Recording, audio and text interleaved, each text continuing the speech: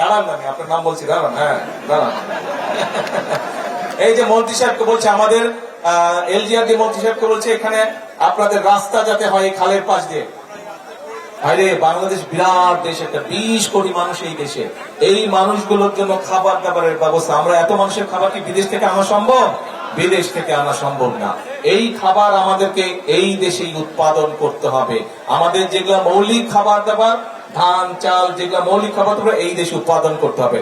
এবং আল্লাহর রহমতে আল্লাহ এই দেশের মাটিকে এত উর্বর করে দিয়েছে যে আপনি যদি বীজটা রোপণ করেন, একটু পানি টানি দেন, মোটামুটি ভাবেই সেখানে ফসল হওয়া ধরে। কাজেই আল্লাহর নিয়ামতে পানিটাকে আমাদের সঠিক ভাবে ব্যবহার করতে হবে মানুষের উপকারে। এবং শুধু এই খাল না, তো খালের পাশে যে জায়গাটা হবে সেখানে আমরা প্রায় 7,000 ইনশাল্লাহ বৃক্ষরোপণ করব। এই বৃক্ষরোপণ করলে এটার পাশ দিয়ে মানুষ হাঁটতে যাবে। এই যে একটু আগে এমপি সাহেব,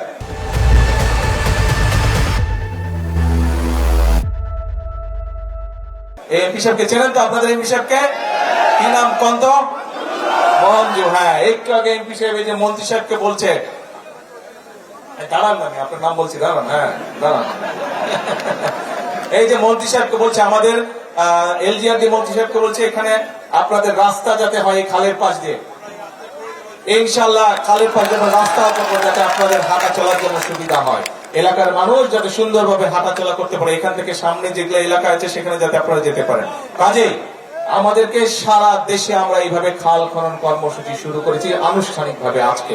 এই খাল খননের মাধ্যমে আমরা যেরকম পানির সমস্যার সমাধান করব, একইভাবে এই খাল খননের মাধ্যমে আমরা দুই পাশে ফলের গাছ লাগাবো, দুই পাশে যেগুলা মূল্যবান গাছ আছে সেগুলো লাগাবো, যাতে দেশের সম্পদ বৃদ্ধি হয়। আরেকটা বিষয়, এখন যেহেতু খালে পানি নাই, নদীতেও পানি নাই, আমাদের কি করতে হয়? এই যে ডিপ টিউবওয়েল দিয়ে আমাদেরকে মাটির নিচ থেকে পানি বের করে আনতে হয়। এখন চিন্তা করে দেখেন তো, আজকে থেকে 10 বছর আগে আপনি যতটুকু গভীরে গেলে পানি পাইতেন, এখন পান আরো গভীরে যাইতে হয় না কি? আরো গভীরে যেতে হয় এখন, আর অনেক গভীরে যেতে হয়। আগে যদি আপনি 50 ফিট গেলে পানি পাইতেন, এখন হয়তো 300 ফিট যেতে হয়, তাই না? ওই পানিও তো কমে যাচ্ছে, কিন্তু ওই পানি যদি কমে যায় তাহলে তো আমাদের সকলকে বিপদে পড়তে হবে। সেই জন্যই আমাদেরকে মাটির উপরে যে পানি আছে, আমাদেরকে এখন চেষ্টা করতে হবে মাটির ভিতরে যে পানিটা আছে সেই পানিটাকে রিজার্ভের মতন আমাদের রেখে দিতে হবে, যাতে ভবিষ্যৎ প্রজন্মের জন্য যদি প্রয়োজন হয় তাদের যাতে কাজে ব্যবহার করা যায়। এবং আমাদেরকে মাটির উপরে যে পানি আছে সেই পানিটা যতটুকু সম্ভব সৎ ব্যবহার করা যায়, সুন্দরভাবে পরিকল্পনা করে, খাল খনন করে, নদী খনন করে আমাদেরকে মাটির উপরের পানিটা ধরে রাখতে হবে।